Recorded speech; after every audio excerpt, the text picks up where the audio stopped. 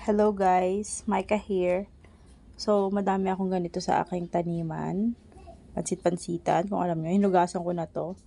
So, hindi ko sukat akalain na kailangan ko mag-take nito dahil ang sakit ng paa ko, pati balakang ko lahat na masakit. Dahil sa lahat ipamamana, maagang lumabas yung pinamanang arthritis. So, ganito lang po gagawin natin. Hugasan natin, ilagay natin sa ating pandesal. Pwede rin po itong ilagay sa ating mga lutuin. Siyempre, dahil sa mahal ng kamatis, so mahal pa ba? Ito yung gagawin mong pamalit sa kamatis, sausawan.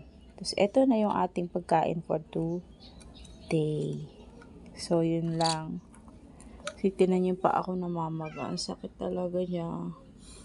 So, ito yung nakakatulong para mapababa ang ating uric acid. So, sa mga nagpapababa ng uric acid, the best ito. Yung iba nilalagat iniinom. So, pa-comment naman dyan below kung ano yung mga pwede pa nating gamitin para bumaba ang ating uric acid. So, yun lang for today. Bye-bye!